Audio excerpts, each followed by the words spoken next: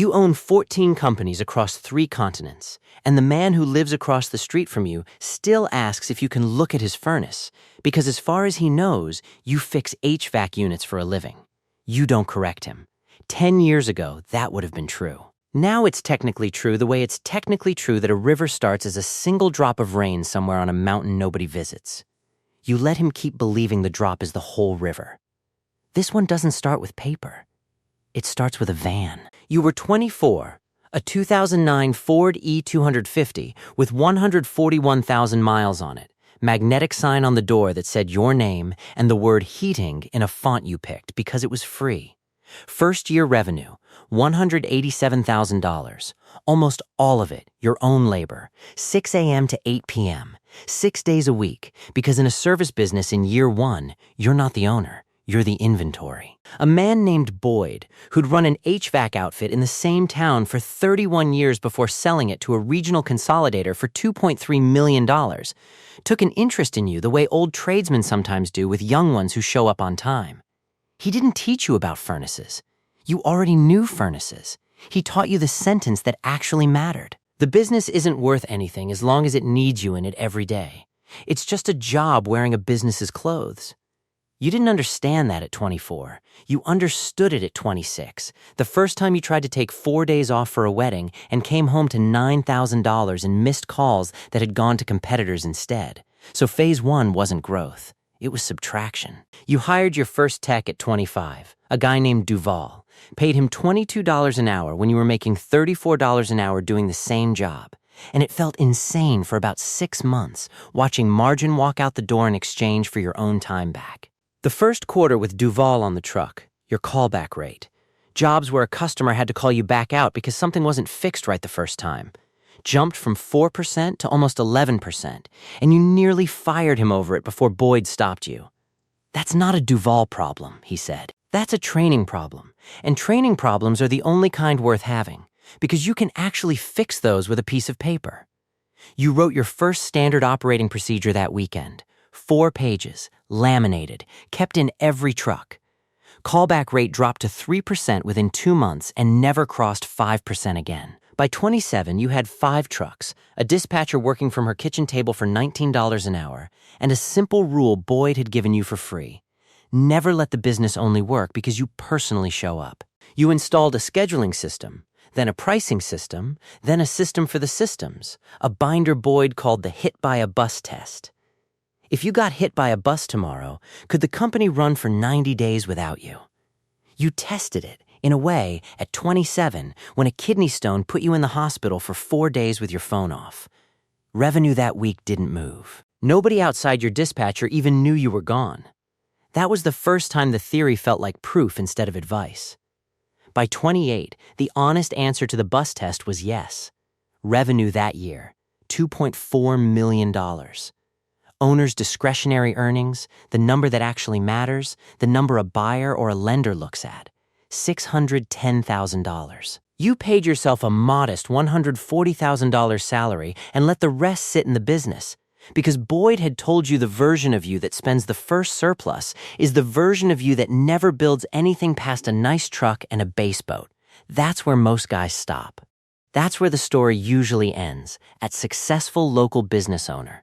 A Facebook post about a ribbon cutting, a plaque from the Chamber of Commerce. You didn't stop, because a banker named Lena, who'd handled your business line of credit for 3 years and had started forwarding you deal memos she thought might interest you, sat across from you at 29 and said 4 words that changed the entire shape of the next decade. Have you heard of recaps? Not, have you heard of loans? Recaps. A dividend recapitalization, she explained, wasn't borrowing money to buy a new truck or cover payroll. It was borrowing against the value of a business you already fully owned in order to pull cash out of it without selling a single share, without giving up a single day of control. Your HVAC company, by then doing $2.4 million in revenue with clean, boring, recurring maintenance contract cash flow, was worth roughly $3.4 million to a lender who valued it on a multiple of that discretionary earnings number. Lena structured a loan against that value, $840,000, secured by the business's own cash flow, at a rate that made your stomach drop the first time you saw it, and made complete sense the second time she walked you through the math. You didn't touch your equity. You didn't touch a single truck. You just, for the first time in your life, had $750,000 that had never been salary, never been taxed as income, never been anything but a number that existed because the business itself was now valuable enough to borrow against. Before you touched a dollar of it, an accountant named Priyanka, who Lena had insisted you meet before signing anything, walked you through exactly why this was different from just taking a bigger owner's draw. A draw gets taxed as income the year you take it. Loan proceeds don't, because a loan isn't income.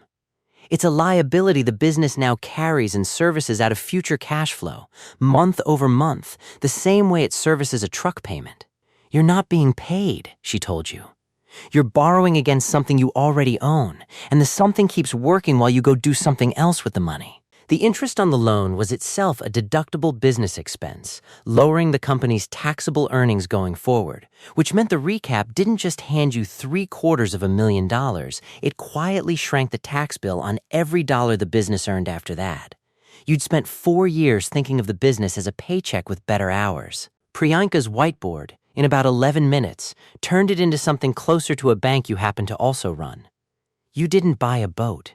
You bought Castillo Electric, a 14-person electrical contracting outfit 2 towns over, run by a man named Rafael Castillo, who was 61, tired, and had no succession plan beyond sell it to whoever shows up with a check that doesn't bounce. You paid $780,000 for it, almost entirely with the recap money, and suddenly you weren't a plumbing-adjacent HVAC guy anymore.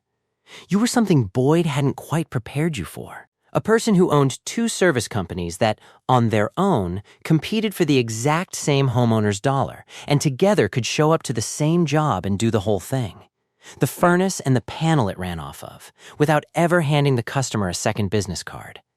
Dividend recap gets slept on hard, because it's the exact mechanism that turns owner of one good business into owner of a portfolio, and almost nobody outside of private equity ever explains it in plain English.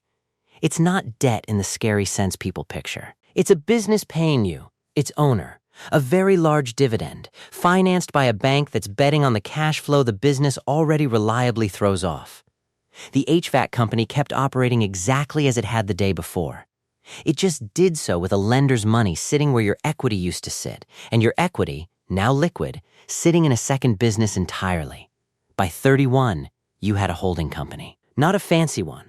A Delaware LLC named after a street you lived on as a kid. Something that wouldn't Google well, drafted by an attorney named Marisol, who did for your business structure what Boyd had done for your operations. HVAC Company and Castillo Electric became wholly owned subsidiaries of the holding company instead of 2 separate things you personally owned side by side. You want liability walled off the same way you'd wall off 2 different buildings. Marisol told you, and you thought of Boyd's old warning about the business being a job wearing a costume, and realized you were now 3 years into building something that had genuinely stopped being either. Phase 3 is the part nobody sees coming, because it doesn't look like expansion. It looks like buying boring things. At 33, sitting on combined discretionary earnings across both companies north of $1.1 million, you didn't buy a third service company. You bought the 18,000 square foot warehouse both companies had been renting from a landlord for 6 years, for $1.6 million, financed conventionally, and then had both operating companies start paying rent to a third entity you owned, a real estate holding LLC. The rent didn't disappear. It just stopped leaving the family of companies and started compounding inside it.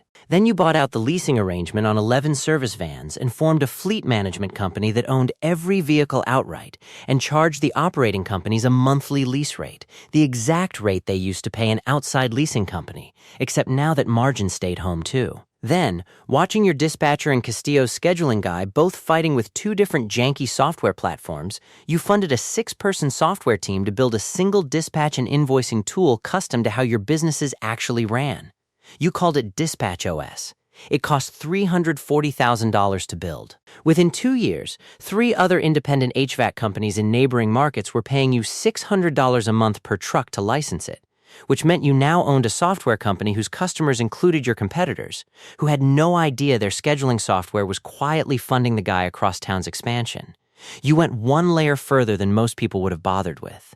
Both operating companies were buying capacitors, contactors, wire, and copper piping from 3 different regional distributors, none of whom gave you volume pricing that reflected what you were actually spending across both trades combined.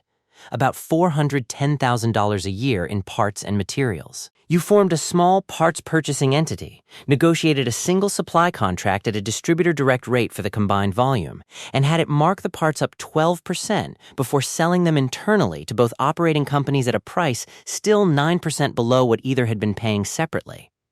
The distributor was happy to get guaranteed volume. Your operating companies got cheaper parts. And the 12% markup, instead of disappearing into a stranger's warehouse, became yet another line of quiet, boring margin that belonged to you.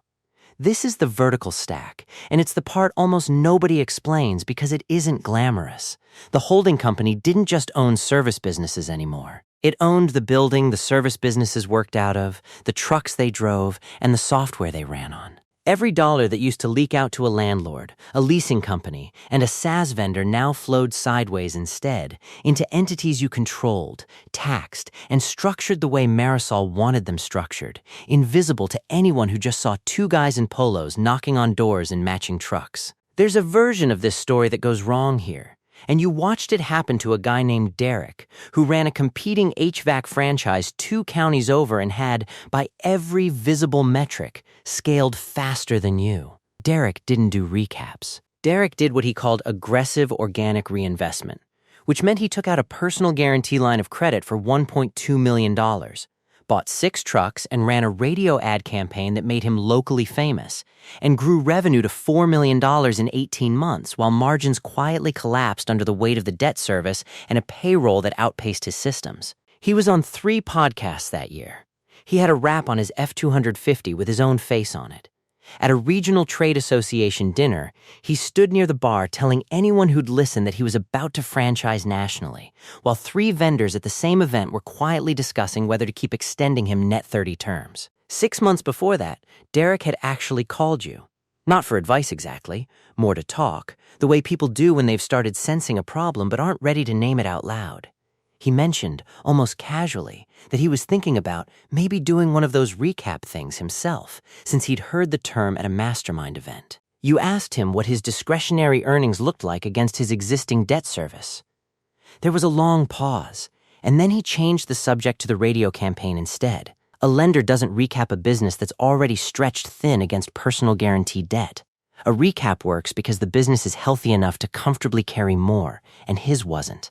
And some part of him already knew it. 18 months later, his line of credit got called when a bank audit flagged declining cash flow against personal guarantee debt, and he sold the whole operation in a fire sale for $890,000 to the same regional consolidator that had once bought out Boyd, except Boyd sold on his terms at the top, and Derek sold because he had no other option. You went to that same trade dinner. Someone asked what you did. You said, little bit of HVAC, little bit of electrical. Nothing exciting, wearing a $28 polo with no logo on it, and drove home in a truck registered to the fleet company for reasons that had nothing to do with hiding and everything to do with depreciation. The structure got tested exactly once in a way that mattered. A tech working for Castillo Electric, 3 years after the acquisition, was injured on a job site. A fall off a ladder that wasn't properly secured. And his attorney, working on contingency, filed suit not just against Castillo Electric, but attempted to pierce through to any parent entities, affiliates, or beneficial owners with control over safety practices across the organization. It was the exact language Marisol had warned you about years earlier, the exact reason the holding company existed in the first place. The suit named Castillo Electric LLC.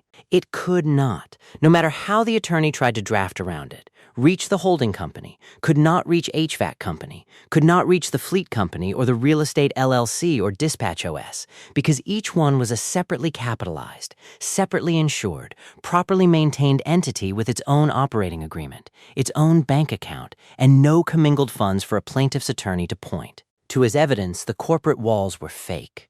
The case settled for $310,000, fully covered by Castillo Electric's own liability policy, 6 months later. Nobody outside Marisol's office ever knew it happened.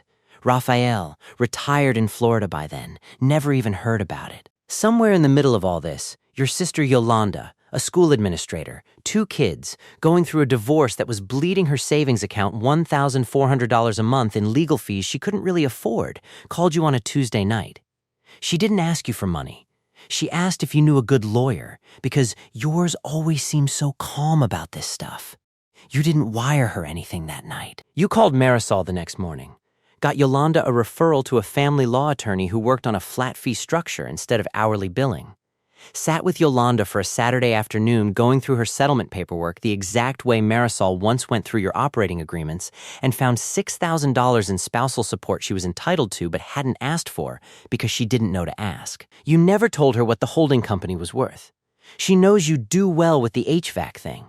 She has no idea the HVAC thing is now the smallest of 6 revenue streams. By 37, you had the local playbook fully proven.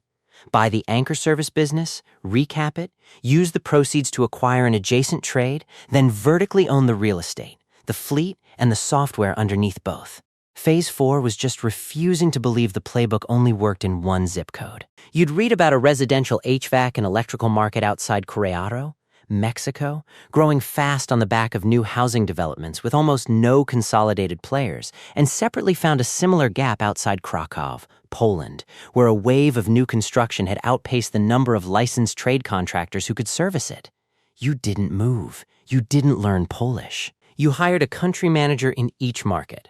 A former project manager named Nadia in Krakow, an electrical engineer named Emilio in Querétaro. Gave them the exact operating binder Boyd had helped you build at 26. The hit by a bus test translated line for line into Polish and Spanish, and funded the acquisitions through the holding company, now restructured with Marisol's help so that a single anonymous parent entity, registered in a jurisdiction that doesn't require public disclosure of beneficial ownership, sat above every operating subsidiary in every country, connected to nothing that would ever show up if someone typed your actual name into a search engine at 2 a.m. Nadia's first acquisition, an 8-person residential electrical crew outside Krakow servicing new build developments, cost the equivalent of $310,000 and was earning back its purchase price in under 3 years, faster than either of your original 2 companies had, because she was applying a fully debugged playbook to a market that had never seen one before. Emilio's version in Querétaro took longer to click. A language gap in the software rollout cost you 4 months and roughly $60,000 in delayed invoicing before DispatchOS got properly localized. But by year 2, the Mexican operation was outperforming the Polish one on margin, because Emilio had negotiated a materials contract even better than the one your original parts purchasing entity ran domestically. You'd built one playbook and watched 2 different people, on 2 different continents, run it in 2 different languages, arriving at the same basic outcome.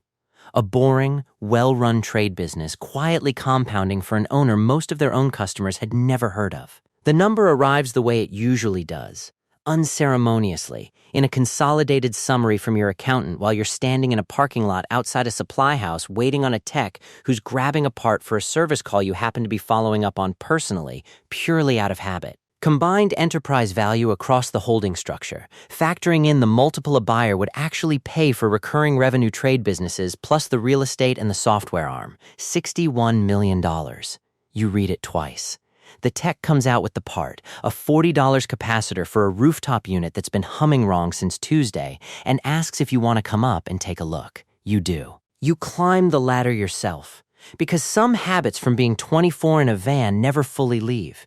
And from the roof of a strip mall, you can see, 2 exits down, the exact building your very first van used to be parked in front of every morning at 6 a.m. Your neighbor waves at you from his driveway that evening. He asks again if you can look at his furnace sometime. You tell him sure, next weekend, no problem. You mean it. That Saturday, you show up with the same worn tool bag you bought at 24, kneel down in front of the same kind of unit you cut your teeth on, and fix it in 20 minutes for the cost of a $40 part, same as you would have a decade ago. He tries to hand you $60. You wave it off and tell him to just return the favor sometime, and he laughs like that's a joke, because to him, it obviously is. Somewhere in a jurisdiction he's never heard of, A parent entity he'll never learn the name of quietly holds pieces of 14 companies across 3 countries that keep his neighborhood's lights on and his own furnace running. And none of it changes the fact that on Saturday, you're going to be the guy in his basement with a flashlight because the machine works precisely because nobody ever has to know it's there.